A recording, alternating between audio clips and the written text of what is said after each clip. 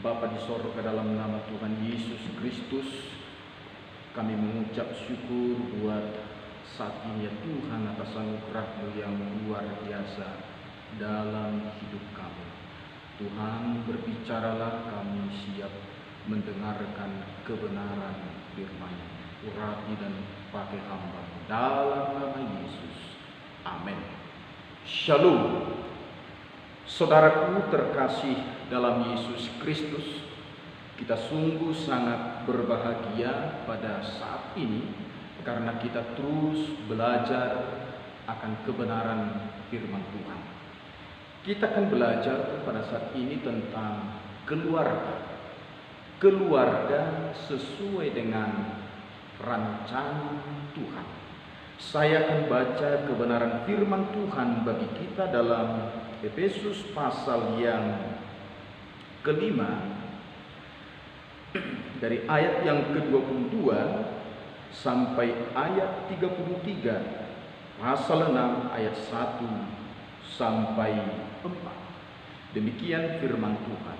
Hai istri, tunduklah kepada suamimu seperti kepada Tuhan.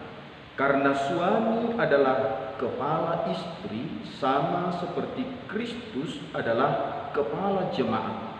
Dialah yang menyelamatkan tubuh. Karena itu sebagaimana jemaat tunduk kepada Kristus, demikian jugalah istri kepada suami dalam segala sesuatu. Hai suami, kasihilah istrimu sebagaimana Kristus telah mengasihi jemaat dan telah menyerahkan dirinya baginya untuk menguduskannya sesudah ia menyucikannya dengan memandikannya dengan air dan firman, supaya dengan demikian ia menempatkan jemaat di hadapan dirinya dengan cemerlang, tanpa cacat atau kerut atau yang serupa itu, tetapi supaya jemaat kudus dan tidak bercela. Demikian juga suami harus mengasihi istrinya sama seperti tubuhnya sendiri. Siapa yang mengasihi istrinya, mengasihi dirinya sendiri. Sebab tidak pernah orang membenci tubuhnya sendiri, tetapi mengasuhnya dan merawatinya sama seperti Kristus terhadap jemaat. Karena kita adalah anggota tubuhnya. Sebab itu laki-laki akan meninggalkan ayahnya dan ibunya dan bersatu dengan istrinya, sehingga keduanya itu menjadi satu daging. Rahasia ini besar, tetapi yang aku maksudkan ialah hubungan Kristus dan jemaat. Bagaimanapun juga bagi kamu masing-masing berlaku. Kasihilah istrimu seperti dirimu sendiri, dan istri hendaklah menghormati suaminya. Hai anak-anak, taatilah orang tuamu di dalam Tuhan, karena haruslah demikian. Hormatilah ayahmu dan ibumu, ini adalah suatu perintah yang penting, seperti yang nyata dari Injil ini, janji ini, supaya kamu berbahagia dan panjang umurmu di bumi. Dan kamu bapak-bapak, janganlah bangkitkan amarah di dalam hati anak-anakmu, tetapi didiklah mereka di dalam ajaran dan nasihat Tuhan. Nah, saudaraku yang terkasih dalam Yesus Kristus, berbicara tentang keluarga. Keluarga yang sesuai dengan rancangan Tuhan. Keluarga yaitu suatu unit terkecil dari masyarakat yang terdiri atas ayah atau suami, istri atau ibu, dan anak-anak. Itulah yang disebut keluarga. Nah, saudaraku yang terkasih dalam Yesus Kristus, nah, keluarga yang sesuai dengan rancangan Allah, itu artinya bahwa keluarga itu adalah Tuhan yang merancang. Keluarga itu adalah Tuhan yang membentuk. Jadi bukan bentukan diri sendiri, bukan bentukan manusia atau siapapun. Kita tahu bahwa keluarga pertama, yaitu Adam dan Hawa, adalah keluarga yang langsung dibentuk oleh Allah. Jadi siapapun keluarga apapun yang ada di dunia ini tentu berasal dari satu keluarga, yaitu keluarga Adam dan Hawa. Jadi bagaimana Allah merancang keluarga itu, bagaimana Allah membentuk keluarga yang pertama itu, demikianlah harusnya seluruh keluarga yang ada, apapun suku, bahasa, bangsa, agamanya, harus mengacu, harus mengarah, berfokus, berpatokan kepada rancangan Allah itu sendiri. Nah, untuk itu saudaraku terkasih, siapapun kita yang mendengarkan kebenaran firman Tuhan ini, saya akan mengajak kita kembali untuk melihat kepada keluarga kita masing-masing. Apakah keluarga kita itu berjalan sesuai dengan rancangan Tuhan, berjalan sesuai dengan kehendak Tuhan? Mari saudaraku yang terkasih, siapapun kita, mari kita belajar seperti apakah keluarga yang dirancang oleh Tuhan itu. Yang pertama, keluarga sesuai dengan rancangan Tuhan. Yang pertama, keluarga yang melakukan perannya masing-masing sesuai dengan yang sudah ditetapkan oleh Tuhan. Saya ulangi, yang pertama, keluarga sesuai dengan rancangan Tuhan itu adalah keluarga yang menjalankan perannya sesuai dengan yang ditetapkan oleh Tuhan. Jadi masing-masing keluarga itu, apakah itu sebagai suami, ayah, ibu, istri, atau anak-anak, kita harus menjalankan peran kita masing-masing sesuai dengan yang Tuhan sudah tetapkan. Nah, yang pertama, peran sebagai suami, peran sebagai ayah atau bapak. Jelas dikatakan dalam ayat yang ke-23, dikatakan peran sebagai suami, peran sebagai ayah yang dirancang oleh Tuhan yang pertama. Karena suami adalah kepala istri, sama seperti Kristus adalah kepala jemaat. Jadi dikatakan ada kata kepala. Nah, saudaraku yang terkasih dalam Yesus Kristus, suami atau ayah atau bapak di dalam keluarga telah dibuat oleh Tuhan perannya sebagai kepala. Tentu kita akan merenung sejenak, kira-kira sebagai kepala itu apa peran suami? Nah, kalau kita melihat kepada diri kita, tubuh kita ini, tentu ada kepala dan ada tubuh. Nah, suami itu disebut kepala. Nah, kepala itu adalah pemegang otoritas. Kepala itu adalah pemegang kuasa. Jadi di dalam keluarga itu pemegang otoritas, pemegang kuasa, yang pegang keputusan tertinggi ada pada suami. Nah, hal ini tidak boleh dirusak. Tidak boleh istri menjadi kepala sehingga suami menjadi tubuh. Ini tidak boleh. Jadi suami itu punya peran sebagai kepala. Tentu kalau kita lihat di dalam kepala ini secara fisik, secara tubuh, apa-apa saja yang ada di kepala. Pertama yang ada di kepala adalah rambut. Rambut itu adalah pelindung. Jadi suami itu menjadi pelindung bagi keluarga, melindungi keluarga dari segala mara bahaya, dari segala ancaman, dari segala tantangan. Nah, dalam kepala itu ada otak. Nah, otak itu fungsinya berpikir. Jadi suami memikirkan seperti apa keluarga itu, baik hari ini, baik ke depan. Suami harus memikirkan. Yang di kepala itu ada mata.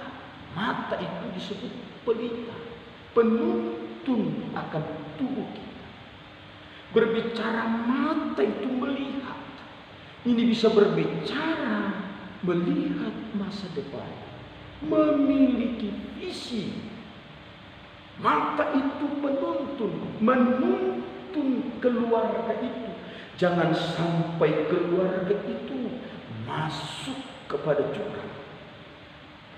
Jangan sampai terantuk kepada batu. Itu artinya suami itu menjadi penuntun. Dalam kepala ada telinga. Suami harus memiliki pendengar yang baik. Ada mulut yang dipakai untuk berkata-kata, berbicara. Kata-katanya harus jadi berkah, membangun, menguatkan, menghibur. Kata-katanya lemah lembut. Kata-katanya tidak boleh menyakiti, tidak boleh melukai. Kata-katanya tidak boleh kasar. Itu secara fisik, saudara-saudara. Nah, kepala itu juga disebut pemimpin.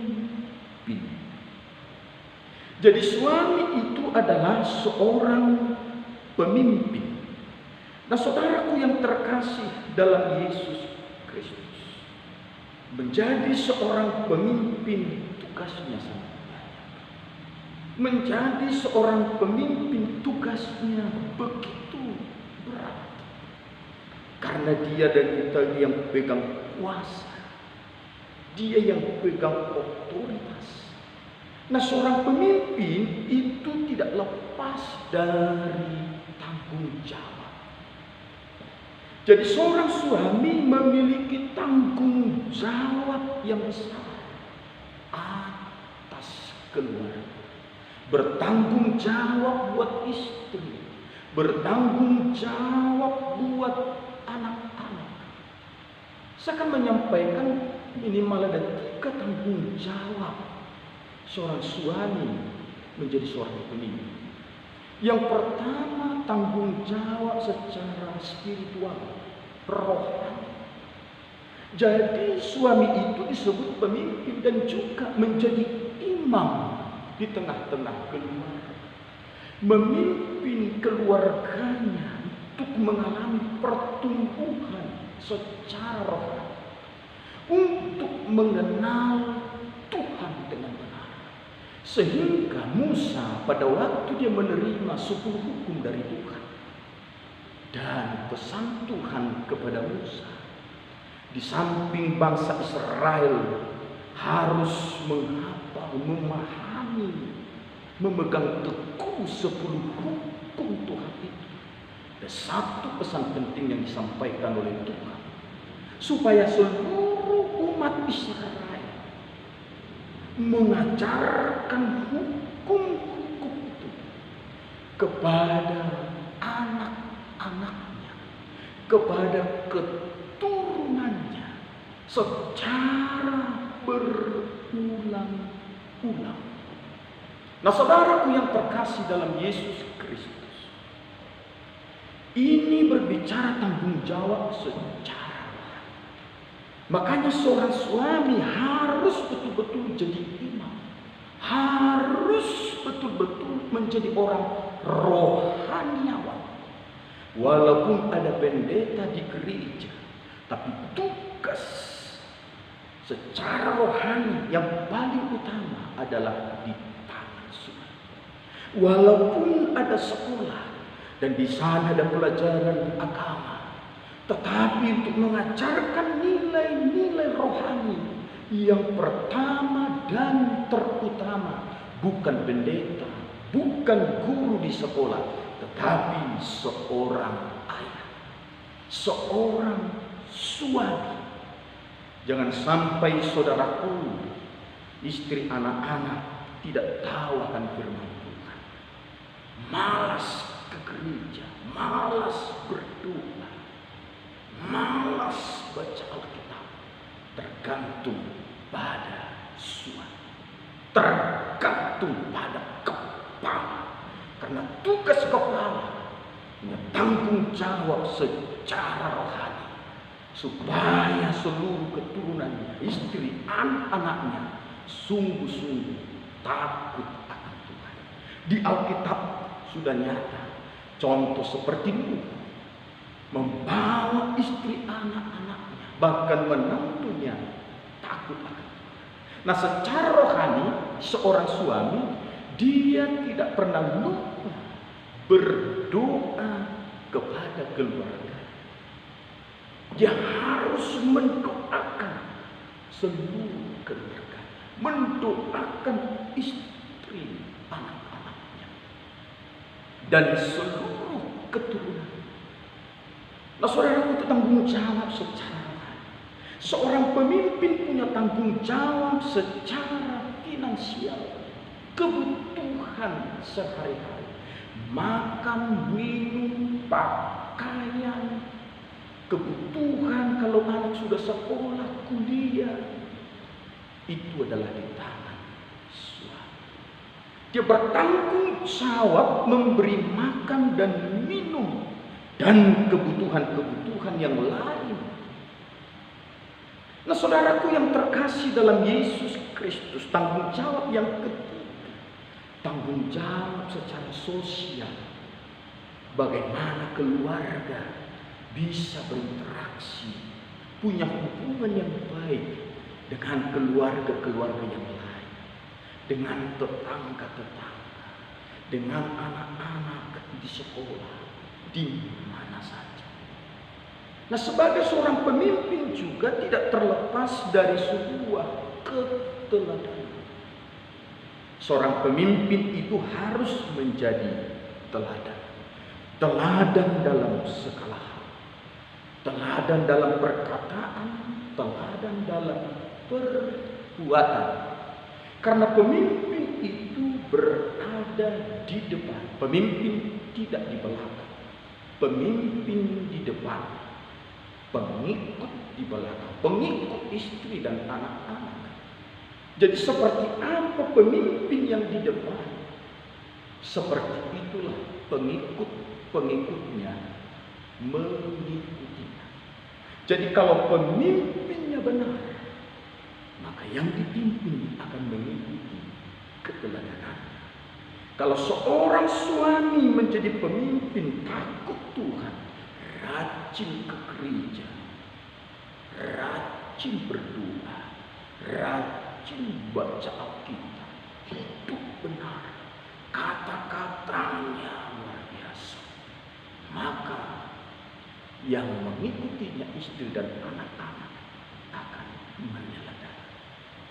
Nah, suami sebagai seorang pemimpin, saudara-saudaraku, pemimpin harus memiliki sikap hati melayani, bukan dilayani. Karena dikatakan kepala sebagaimana Yesus Kristus adalah kepala jemaat. Yesus itu melayani. Sehingga Yesus berkata, "Aku datang bukan untuk dilayani, tetapi melayani."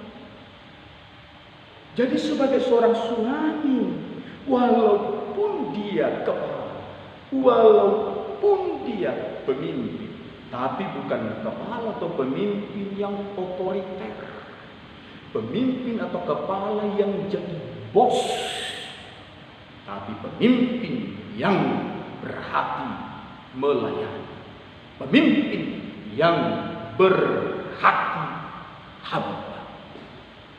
Nah, saudaraku yang terkasih, sebagai pemimpin, dia harus memiliki hati yang mengasihi. Dia harus penyayang. Dia harus mengasihi istri dan anak-anak. Nah, peran istri itu sebagai penolong. Dikatakan dalam ayat 22 Efesus pasal 5 tadi, hai istri, tunduklah kepada suamimu seperti kepada Tuhan. Jadi tunduk, menundukkan diri di bawah kepemimpinan suami. Artinya menjadi penolong. Karena suami begitu berat tanggung jawabnya sebagai seorang kepala, sebagai seorang pemimpin. Tidakkan bisa seorang suami sehebat apapun menjalankan tugasnya, menjalankan perannya, menjalankan fungsinya dengan benar, dengan sempurna, tanpa topangan seorang istri. Saya boleh katakan istri itu adalah wakil kepala di keluarga. Jadi tugasnya wakil, tugasnya istri sama seperti Tuhan Allah menciptakan Hawa itu jadi penolong, bukan perongrong, penolong, penopang. Artinya suami dalam segala kekurang mampuan, kekurang sempurnaan, istri harus menjadi penolong.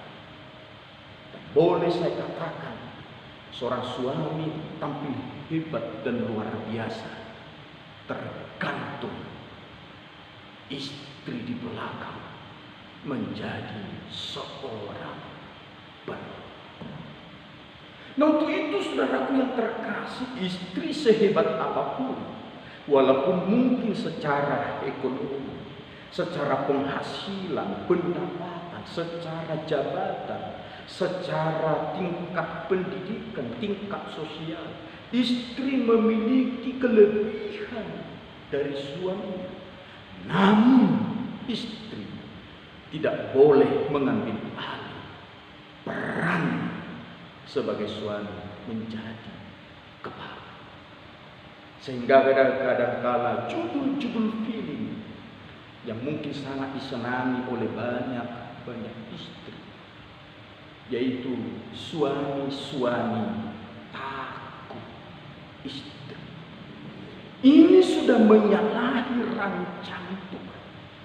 Jadi saudaraku yang terkasih, sehebat apapun pendidikannya, mungkin dia lebih banyak berbicara, lebih pintar keturunan dari orang yang lebih kaya, mungkin lebih cantik dan lain-lain. Dia hanya menolong. Secara ekonomi suaminya memiliki pendapatan pas-pasan, istri memiliki penghasilan besar, tetap dia harus menjadi penolong bagi penghasilan suaminya. Dan istri tidak boleh berkata, aku lebih besar penghasilan, aku lebih besar pemasukan, sehingga dia memandang rendah akan suaminya. Ini sangat fatal, merusak keluarga rancangan Tuhan. Karena Tuhan tidak pernah memberikan kepada istri, sehebat apapun istri, dia menjadi kepala di keluarga, dia pemilik otoritas di keluarga. Nah, untuk itu saudaraku, berbahagialah suami yang punya istri mungkin dari segalanya lebih daripada dia. Berbahagialah istri kalau memiliki suami, memiliki kelebihan lebih daripada dia. Tapi ingat, jangan sampai merusak peran yang Tuhan sudah tetapkan. Walaupun seorang suami tidak menjalankan peran fungsinya dengan benar, mungkin dia belum bertobat, mungkin dia belum takut akan Tuhan, istri harus menolong, mengharapkan, mendoakan suaminya supaya dia kembali ke jalan Tuhan yang benar. Sebab Paulus berkata kepada jemaat Korintus, seorang suami yang tidak beriman dikuduskan oleh istrinya, dan seorang istri yang tidak beriman kuduskan dan dituntun oleh suami. Tentu ini artinya bagi mereka yang sudah menikah baru mendengar ajaran kebenaran firman Tuhan.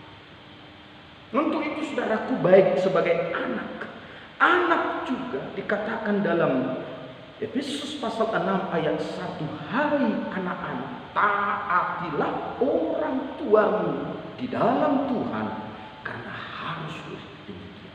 Jadi anak berperan untuk sebagai orang-orang yang senantiasa taat, menjalankan aturan, perintah, nasihat, didikan ayah, orang tua. Anak tidak boleh melawan, anak tidak boleh mengutuki orang tuanya.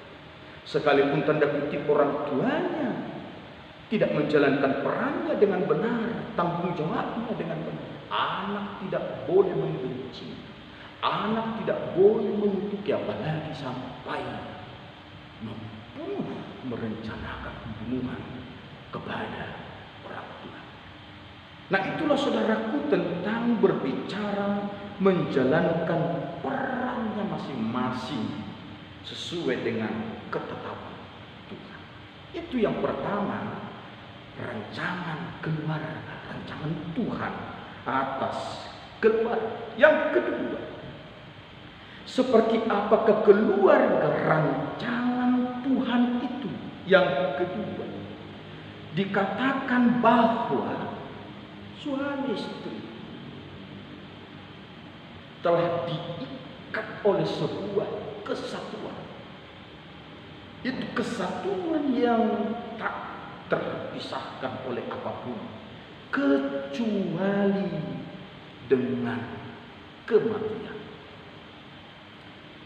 Jadi artinya keluarga rancangan Tuhan itu adalah keluarga yang diikat oleh sebuah kesatuan yang tak terpisahkan oleh apapun kecuali oleh kematian. Itu artinya Tuhan tidak pernah menghendaki dari semula, dari awal disebut perceraian. Perceraian hanya boleh terjadi lewat kematian. Nah, waktu orang-orang Farisi, ahli-ahli Taurat bersoal jawab tentang hal ini kepada Yesus Kristus, mengapa Musa mengizinkan perceraian? Tapi Yesus menjawab, itu karena ketegaran hati, karena keinginan yang engkau paksakan. Sesungguhnya hukumnya tidaklah seperti itu.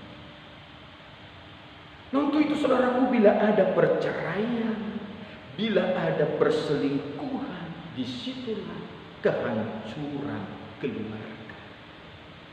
Bayangkan, bukan hanya hancur pada saat generasi begitu, tapi hancur secara turun-temurun, karena punya keturunan yang melihat gambaran dari orang tua mereka yang hancur. Nah, untuk itu saudaraku yang terkasih, sekalipun mungkin salah satu pasangan mengkhianati kesatuan ini, bahkan janji yang diucapkan pada waktu waktu pernikahan menerima berkat nikah rumah tangga yang kudus dari Tuhan, mengingkari dan mengkhianati janji itu. Namun salah satu pasangan yang takut dan cinta Tuhan tetaplah bertahan, tetaplah di dalam Tuhan. Nah, saudaraku yang terkasih, itulah yang disebut kesatuan yang tak terpisahkan. Jadi kalau sudah berkeluarga sesuai dengan rancangan Tuhan, jauhkan dari hati dan pikiran kita, jauhkan dari rencana-rencana kita, namanya perceraian, namanya perselingkuhan. Sebab disitulah letak kehancuran keluarga. Kita harus memikirkan keturunan kita, supaya keturunan kita menjadi keturunan ilahi yang mewarisi kebenaran Tuhan lewat orang tua mereka, yang menerima warisan rohani, warisan terbesar dari orang tua mereka. Jangan mau ditipu oleh setan dan iblis. Anak-anak bukan menerima warisan terbesar kalau dia kita sekolahkan, kuliahkan, berhasil, sukses, kaya raya. Bukan itu warisan terutama dan terbesar. Tapi warisan yang terutama dan terbesar adalah warisan rohani. Mewariskan hal-hal rohani, keteladanan, kebenaran, hidup kudus kepada keluarga keturunan kita. Yang ketiga, saudara-saudaraku terkasih dalam Yesus Kristus, rancangan keluarga itu sesuai dengan yang dirancangkan oleh Tuhan dari semula. Yang ketiga, keluarga itu harus saling terbuka. Jadi ada keterbukaan. Tidak ada yang harus ditutup-tutupi, saudara-saudara. Kita harus terbuka satu dengan yang lain. Kita harus jujur satu dengan yang lain. Itu makanya dari awal Tuhan Allah menciptakan Adam dan Hawa, keluarga pertama, itu telanjang. Pengertian telanjang transparan. Tapi mereka tidak berdosa. Tidak ada yang ditutup-tutupi. Itu artinya terbuka. Suami istri kalau berusaha satu dengan yang lain, masing-masing menutupi kekurangan, menutupi dosa, itu bukan rancangan keluarga dari Tuhan. Kalaupun seorang istri jatuh dalam dosa, seorang suami jatuh dalam dosa, saling terbuka, saling mengampuni, saling menerima satu dengan yang lain. Saudaraku, kalau kita benar, hidup kudus, hidup suci, hidup dalam kebenaran, tidak ada yang perlu kita takutkan. Tidak ada yang perlu kita harus jaga-jaga. Sembunyikan, semua transparan. Pada waktu Adam dan Hawa hidup dalam kebenaran, hidup dalam kekudusan, hidup dalam kesucian, hidup sesuai dengan rancangan Tuhan, mereka telanjang. Tidak ada yang ditutup-tutupi. Tapi begitu mereka jatuh ke dalam dosa, mereka berusaha menutupi ketelanjangan. Karena apa, saudara? Ada dosa.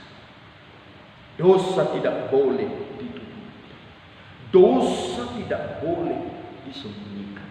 Dosa yang ditutup-tutupi, dosa yang disembunyikan begitu rapi, itu akan menghancurkan dan merusak. Ibarat sebuah satu biji buah yang sudah busuk, kita tutup-tutupi, dalam kardus. Sehebat apapun kita menutupinya, baunya akan menyengat. Dia akan mengeluarkan aroma bau yang luar biasa. Demikianlah dosa itu, saudara-saudara.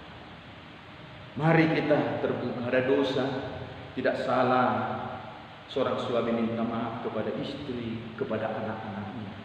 Bila suami mungkin berkata, ya, terlanjur salah, mengucapkan kata-kata binatang, atau memaki, menghina, mengejek, mengutuki, tidak salah.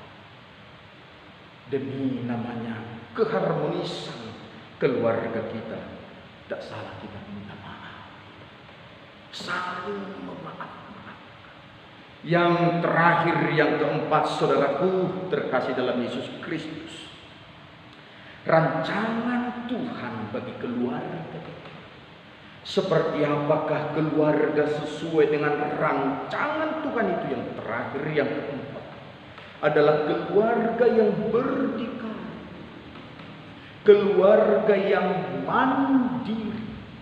Saya baca, saudaraku, ayatnya dari ayat-ayat kebenaran yang tadi saya sudah baca.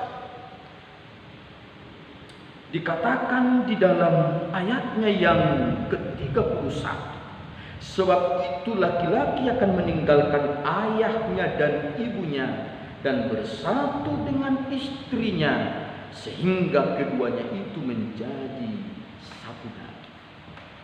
Dikatakan di sini meninggalkan ayah dan ibunya. Jadi kalau sudah berkeluarga, tentu sudah siap mandiri, sudah siap berdiri sendiri, punya tanggung jawab sendiri, tanpa ketergantungan dengan orang tua, ketergantungan dengan orang lain atau keluarga yang lain.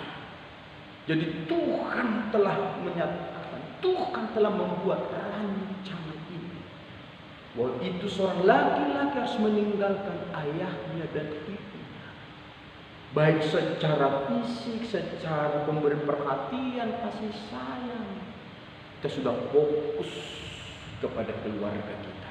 Bukan berarti kita tidak perlu memperhatikan, menyayangi orang tua atau keluarga saudara, tapi fokus kita yang utama keluarga kita. Untuk itu, saudaraku, jangan lagi kita memiliki ketergantungan dalam segala sesuatu kepada orang tua. Bahkan soal makan dan minum, soal pemasukan penghasilan. Nah, itu bukan rancangan Tuhan dari surga. Kalau orang tua saudara memiliki keluarga yang lain, rindu memberkati kita, itu tidak salah. Berikan kita uang tiap bulan, memberikan kita rumah, lahan tanah, pekerjaan dan lain-lain, itu tidak salah dan tidak dosa. Tetapi bukan mengharapkan itu lagi, bukan tergantung kepada pertolongan orang lain, sekalipun itu adalah orang tua itu sendiri. Nah, untuk itu, saudaraku terkasih, kebenaran firman Tuhan ini mengatakan kita kembali melihat keluarga kita masing-masing. Apakah keluargaku, keluarga kita semua seperti rancangan Tuhan? Yang pertama tadi, masing-masing keluarga menjalankan peran sesuai yang ditetapkan oleh Tuhan. Peran suami sebagai kepala, peran istri sebagai penolong, peran anak taat melakukan ajaran nasihat didikan orang tua. Yang kedua tadi, bahwa keluarga itu harus diikat oleh sebuah kesatuan yang tak terpisahkan. Tidak ada kata menyesal, tidak ada kata mengganti yang lain, tapi harus bersatu. Karena Tuhan tidak pernah menghendaki perceraian.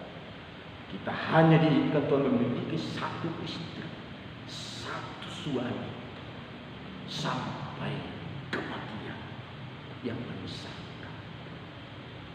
Kadangkala satu keluarga pernah memberitahu kepada saya, kalau firman Tuhan mengajarkan hanya dipisahkan oleh kematian, maka lepas dari hukum, salah satu pasangan yang pasangannya sudah dipanggil Tuhan bisa menikah kembali. Tapi saya pernah mendapatkan sebuah pernyataan dari seorang anak berkata, sekalipun demikian, demi karena kebahagiaan anak-anak, aku tidak mau menikah lagi. Wah, ini luar biasa. Ini luar biasa. Untuk itu saudaraku, kita tidak harus mengikuti seperti itu. Tetapi itulah pernyataan dia. Karena demi kebahagiaan anak-anak. Untuk itu saudaraku, mari kita kembali. Bagi yang kita mungkin sudah menyimpang, sudah jauh dari rancangan Tuhan atas keluarga, marilah kita kembali saudara-saudara. Marilah kita masih ada kesempatan, belum terlambat, kita perbaiki keluarga kita, supaya kelak saya pastikan kalau kita berjalan sesuai dengan rancangan Tuhan, saya pastikan, saya percaya keluarga kita pasti bahagia, keluarga kita pasti harmonis, keluarga kita pasti diberkati Tuhan, bahkan keluarga kita pasti mengalami kehidupan kekal selama-lamanya di surga. Amin. Tuhan tolonglah kami, seluruh keluarga-keluarga yang baik, khususnya yang mendengarkan kebenaran firman ini ya Tuhan. Mampukanlah kami secara khusus bagi setiap suami-suami, setiap ayah, setiap bapak. Tuhan tolong mampukan, karena mereka lah Engkau beri jabatan peran sebagai kepala, dan hamba-Mu berdoa, jamahlah Bapa, jamahlah Bapa. Sebab bila kepala sudah rusak, kepala sudah hancur, pemimpin hancur, maka rakyat, maka yang dipimpinnya akan rusak. Itu Bapakku berdoa, tolong setiap keluarga Tuhan, tolong Tuhan, roh pemulihan sedang terjadi atas setiap kami, sehingga keturunan kami menjadi keturunan ilahi, keturunan yang mewarisi nilai-nilai rohani, nilai-nilai keteladanan dari hidup kami sebagai seorang ayah, suami, sebagai seorang tua, dalam nama Yesus Kristus. Demi nama-Mu dimuliakan, sebab keluarga bahagia, keluarga harmonis, keluarga yang rukun, keluarga yang bersatu adalah gambaran kerajaan surga, gambaran keluarga Allah. Tolonglah Tuhan Yesus, pulihkanlah setiap keluarga, jamalah setiap keluarga untuk kembali kepada rancangan-Mu ya Tuhan. Dalam nama Yesus Kristus aku berdoa. Haleluya, haleluya, amin. Nah, saudaraku yang terkasih dalam Yesus Kristus, lewat khotbah ini saya sangat rindu keluarga-keluarga dimanapun mengalami pemulihan. Suami-suami, ayah, istri-istri, anak-anak mengalami pemulihan. Sebab kalau keluarga dipulihkan, maka bangsa pun dipulihkan. So, kalau bangsa dipulihkan, dunia pun dipulihkan. Haleluya. Untuk itu saudaraku, bila saudaraku diberkati, boleh berbagi kepada yang lain, supaya banyak lagi diberkati, banyak dipulihkan keluarga-keluarga lewat saudaraku membagikan khotbah ini. Haleluya.